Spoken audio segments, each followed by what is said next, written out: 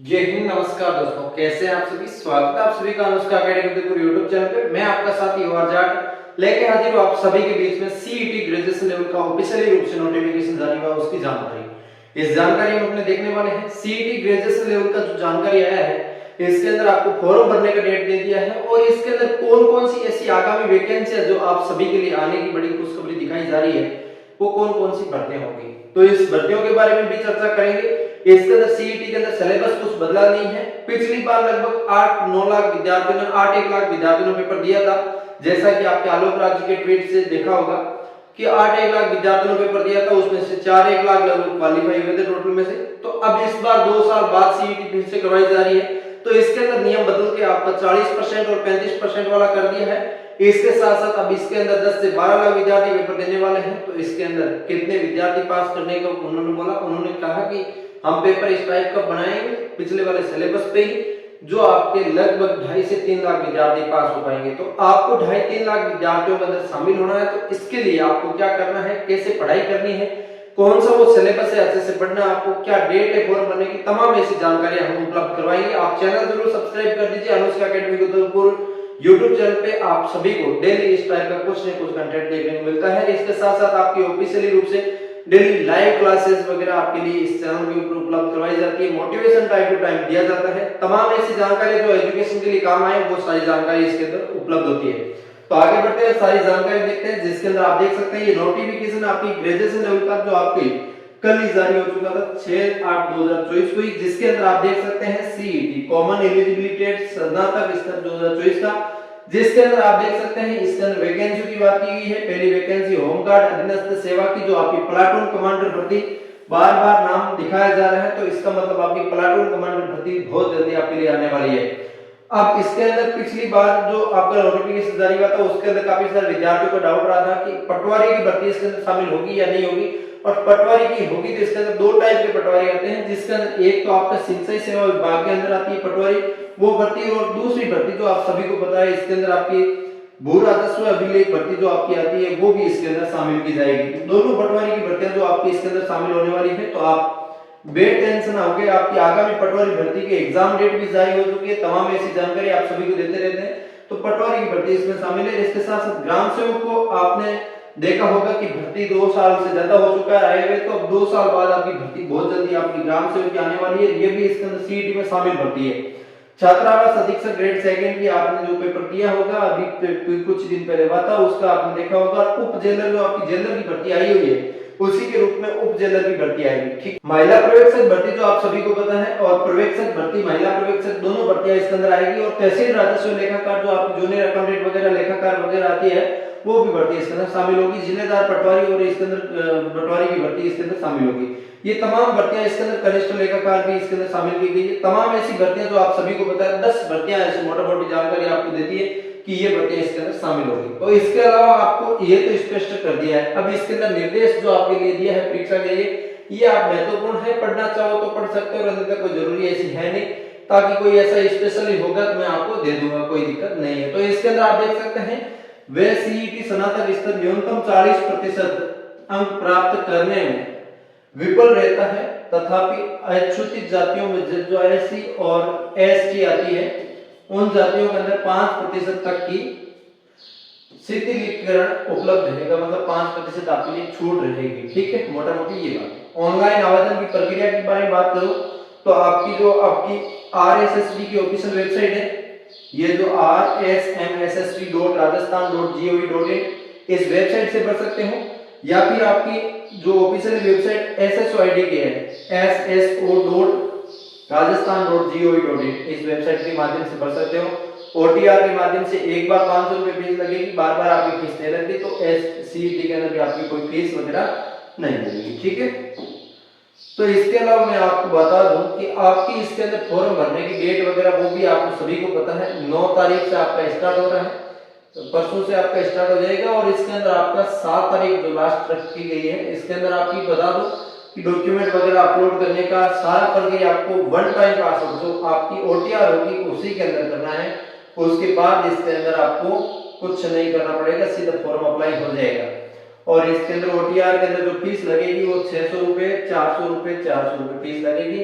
वो आप सभी को पता है, जनरल ओबीसी वालों के लिए 600 रुपए और बाकी सभी के लिए 400 रुपए। ठीक है, इसके बाद ये भर्तियों के नाम फिर से दिए हैं इन्होंने, और इसके बाद इसके अंदर आपको फॉर्म भरने की सूचना वगैरह, इसके अंदर तमाम ऐसी जानकारी दी है, वो सारी एक एक जानकारी हम आपके लिए कवर करने वाले हैं। आप चैनल जरूर सब्सक्राइब करिएगा। और इसके अंदर आयु की बात करूं तो इसी के अंदर सभी के लिए आयु की अलग अलग छूट दे रखी है, वो भी आप देख सकते हैं इसके अंदर। ठीक है, इसके अंदर आयु की भी छूट दे रखी है, और इसके अंदर आपकी तमाम ऐसी जानकारी तो सबसे पहले सबसे सटीक आपको देते रहते हैं। ऊपर नोटिफिकेशन लेता हूं, आपको दिखाता हूं मैं। उत्कृष्ट खिलाड़ियों के लिए कौन कौन सी सुविधा है? उत्कृष्ट खिलाड़ियों के लिए अंतरराष्ट्रीय ओलंपिक, इसके अंदर आपकी जो कोई खिलाड़ी है तो इसमें शामिल हुए हैं तो आप इसके अंदर देख लेना, अन्यथा कोई जरूरी नहीं है। खिलाड़ियों के लिए छूट दे रखी है। दिव्यांग कैटेगरी के अंदर जो कैंडिडेट आते हैं उनके लिए भी कुछ छूट दे रखी है, वो भी आप देखना चाहो तो जरूर देखना, ताकि आप सबको इसमें बता दें।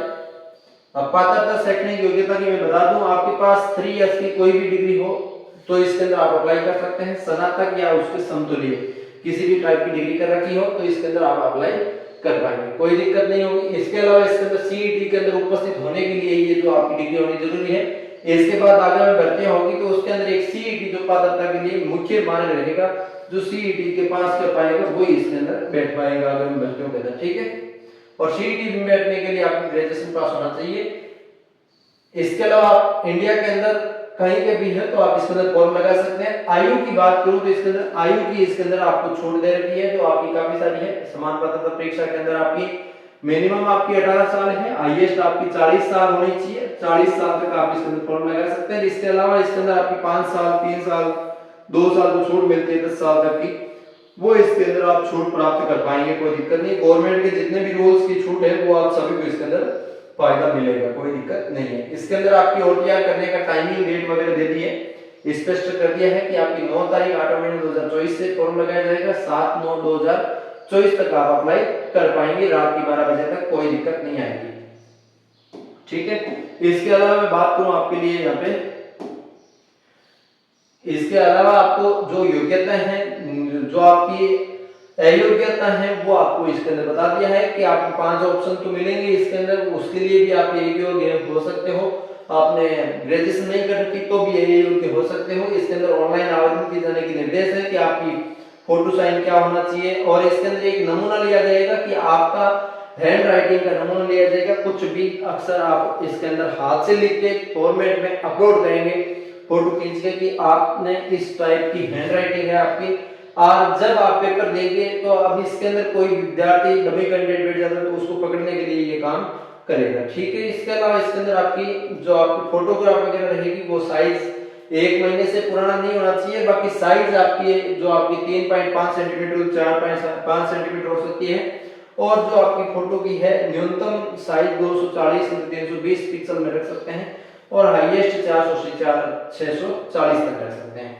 हस्ताक्षर की भी उस टाइप से आपके लिए दे रखी है। वो आपका जब फॉर्म भरवाते हैं आप किसी से तो वो मित्र वाला अपने आप से सेट कर देगा, इन चीजों को आपको कोई टेंशन लेने की जरूरत नहीं है। आप फॉर्म में कोई करेक्शन करवाना चाहेंगे तो फिर से आपको 100 रुपये शुल्क लगेगा, इससे अच्छा है आपको करेक्शन करवाना ही नहीं है। इसके अलावा जब आपकी एग्जाम हो जाती है, आपकी आंसर की आ जाती है, आंसर की में कोई डाउट रहता है तो 100 रुपये आपके शुल्क के माध्यम से आप इसके अंदर जो आपकी फिर से करेक्शन वगैरह करवा सकते हैं। वो इसके अंदर जानकारी आपको पहले ही दे दी कि आपकी फॉर्म भरने के बाद एग्जाम होता है, एग्जाम होने के बाद कोई आंसर की में दिक्कत आती है तो वो इसके अंदर अप्लाई कर सकते हैं। ऑप्शन हम देंगे, ये इन्होंने बताया है।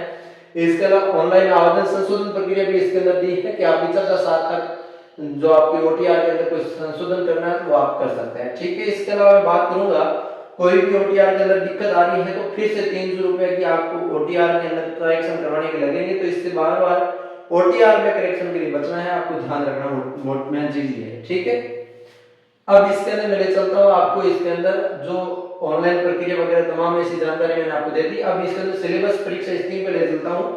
सिलेबस के अंदर पिछले सिलेबस को कुछ नहीं बदला, एज इट इज पहले वाला उठा के दे दिया आपको कि आपकी इसके अंदर परीक्षा स्कीम के अंदर 150 क्वेश्चन आएंगे और 300 अंक के आएंगे। 3 घंटे का आपको समय मिलेगा, 10 मिनट आपको एक्स्ट्रा मिल जाएगा जो आपकी इसके अंदर जो आपकी 500 गोला भरने के लिए। और इसके अंदर स्पष्ट आपके लिए कर दिया है कि नेगेटिव मार्किंग भी होगी इसके अंदर 1/3, तो वो भी आपको टेंशन लेना का जरूरी नहीं है। तो इसके अलावा मैं बात करूंगा इसके अंदर आपकी भारतीय राष्ट्रीय आंदोलन विशेष बल के साथ, इसके अंदर मैं मोटा मोटी चीज बताऊं तो आप इसके अंदर देख सकते हैं India GK, Rajasthan GK. Rajasthan GK के अंदर आपको पता है हिस्ट्री, ज्योग्राफी, पॉलिटी, कल्चर और इकोनॉमी, ये same to same India GK के अंदर आएगा। इंडिया जीके का राजस्थान जीके का दोनों को मेल रहेगा आपके लिए। इसके अलावा इसके अंदर जनरल साइंस रहेगी, जीएस रहेगी, इसके अलावा आपकी हिंदी रहेगी, इसके अलावा आपकी इंग्लिश रहेगी, ठीक है। इसके अलावा इसके अंदर आपकी कंप्यूटर रहेगी, कंप्यूटर भी इसके अंदर पूछा जाएगा। इसके अलावा इसके अंदर आपकी करंट अफेयर्स रहेगी, करंट अफेयर्स, ये आपका सिलेबस रहेगा। अब इसके अंदर टॉपिक बता दो कि किस टॉपिक में से, किस सब्जेक्ट में से कितने टॉपिक आएंगे, क्या क्या टॉपिक आएंगे। आप ऑनलाइन पढ़ते हैं, ऑफलाइन पढ़ते हैं, तो आपको एक्स्ट्रा पढ़ाया जाता है, कम पढ़ाया जाता है, तो इन चीजों से आप कवर कर सकते हैं कि आपको इस सिलेबस के अनुसार ही पढ़ना है, ताकि आपका सीईटी से कवर हो जाए। 2 महीने मात्र बचे हैं, तो आपको ज्यादा टाइम बचा नहीं है, तो आप इसके अंदर अच्छे से तैयारी करें, ठीक है। इसके अलावा भारत का जीके के अंदर बात करूं, भारत का और राजस्थान का इतिहास के अंदर, तो भारत के इतिहास में आपकी घटनाएं जितनी भी रहेगी वो आपकी 10वीं शताब्दी से 20वीं शताब्दी तक रहेगी, और धार्मिक आंदोलन, सामाजिक आंदोलन जितने भी हुए वो इसके अंदर रहेंगे। भारतीय स्वतंत्रता आंदोलन, विभिन्न अवस्थाएं, इनमें से देश के विभिन्न क्षेत्रों में योगदानकर्ता एवं उनके योगदान रहेंगे। 18 शतक की क्रांति रहेगी राजस्थान की, और जनजाति आंदोलन, किसान आंदोलन, राजनीतिक जन जागरण, प्रजातंत्र आदि सब रहेगा, ठीक है। स्वतंत्रता, राष्ट्र निर्माण, राष्ट्रीय एकीकरण, राज्यों का पुनर्गठन, नेहरू युग और सांस्कृतिक निर्माण, विज्ञान एवं तकनीकी विकास, ये सब इसके अंदर पूछा जाएगा, ठीक है। ये सिलेबस आपका इंडिया जीके, इंडिया हिस्ट्री और इंडिया राजस्थान हिस्ट्री की, ठीक है। अब राजस्थान हिस्ट्री के अंदर कुछ अलग से और भी दे रखा है। प्राचीन सभ्यता दे रखी है, कालीबंगा, आड़, गणेश्वर, बारातल, विराट। राजस्थान के इतिहास की महत्वपूर्ण ऐतिहासिक घटना, प्रमुख राजवंश, उनकी प्रशासनिक राजव्यवस्था और इसके अंदर सामाजिक सांस्कृतिक आयाम। हिस्ट्री के अंदर ये आपका कुछ कल्चर ऐड हो जाता है, बाकी कुछ नहीं रहेगा। स्थापत्य कला, प्रमुख विशेषता, किले, स्मारक कलाएं, चित्रकला, हस्तशिल्प, ये आपकी कला संस्कृति के टॉपिक आ गए। राजस्थान साहित्य की महत्वपूर्ण कृतियां, क्षेत्रीय बोलियां, मेले, त्योहार, लोक संगीत, लोक नृत्य। राजस्थान की संस्कृति, परंपरा, विरासत और इसके अंदर धार्मिक आंदोलन, संप्रदाय, लोक देवता और इसके अलावा महत्वपूर्ण ऐतिहासिक स्थल, राजस्थान के प्रमुख व्यक्ति और राजस्थान का एकीकरण। तो इसके अंदर आपका हिस्ट्री भी आ गया, कल्चर भी आ गया, कुछ टॉपिक कल्चर के, कुछ हिस्ट्री के हैं। अलग अलग दोनों किताबें अलग अलग छांट के देती है कि ये कल्चर के अंदर आता है, ये हिस्ट्री के अंदर आता है। लेकिन कल्चर है जो हिस्ट्री से ही सब्जेक्ट निकल के बना है, अलग से आप 12वीं तक पढ़ाई की तो उसके अंदर कल्चर अलग से कोई टॉपिक नहीं होता, सब्जेक्ट नहीं होता। ये कल्चर अलग से कंपटीशन वालों ने स्पेशली बनाए हैं कि आपके पढ़ने में आसानी हो उसके लिए, ठीक है। अब भारत की भूगोल की बात करूं तो भारत का स्वरूप, पर्वत, पठार, मरुस्थल, मैदान, जलवायु, मानसून तंत्र और इसके अंदर प्रमुख नदियां, बांध, झीलें, सागर, वन्य जीव अभयारण्य और इसके अंदर प्रमुख फसलें, गेहूं, कपास, चना, चाय, कॉफी। इसके अंदर आपकी प्रमुख खनिज, लोहा, आयस्क, मैंगनीज, बॉक्साइट और अभ्रक इसके अंदर पूछा जाएगा। ये आपकी इकोनॉमी की कुछ टॉपिक इसके अंदर ऐड हो चुके हैं, जिसके अंदर ऊर्जा संसाधन, परंपरागत, गैर परंपरागत और इसके प्रमुख उद्योग और औद्योगिक प्रदेश, तो ये सब इसके अंदर ऐड हो जाएंगे, ठीक है। इस टाइप से आपका राजस्थान का भूगोल भी ऐड कर दिया गया है। राजस्थान का भूगोल के अंदर भी आपके टॉपिक दिए हुए हैं, टॉपिक आप देख सकते हैं। और इसके अंदर मैं बात करूं आपके लिए कि आपके इसके अंदर जो आपकी भारतीय राज्यव्यवस्था है इसके अंदर दे रखी है, भारतीय अर्थव्यवस्था इसके अंदर दे रखी है।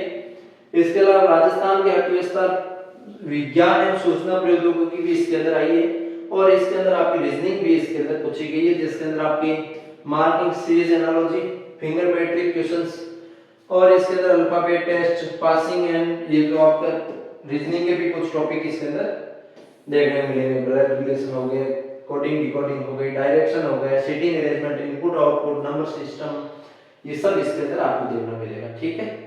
इसके अंदर मैथ के भी रीजनिंग में ही टॉपिक डाले हैं, अलग से आपकी नहीं पूछी जाएगी। मैथ देख सकते हो, परसेंटेज सिंपल है, कंपाउंड इंटरेस्ट है, और ये इसके अंदर आपकी प्रॉफिट लॉस है, एवरेज है, रेशियो प्रोडक्शन है। इसके अंदर आपकी वैल्यू ऑफ जो आपकी क्षेत्रमिति, शंकु वगैरह का क्षेत्रमिति प्रश्न वाली आती है वो इसके अंदर शामिल है, ठीक है। हिंदी व्याकरण पूरी ऐड है, कुछ बाकी नहीं रहा, और इंग्लिश ग्रामर भी इसके अंदर ऐड है, कोई ज्यादा बाकी नहीं छोड़ा, ठीक है।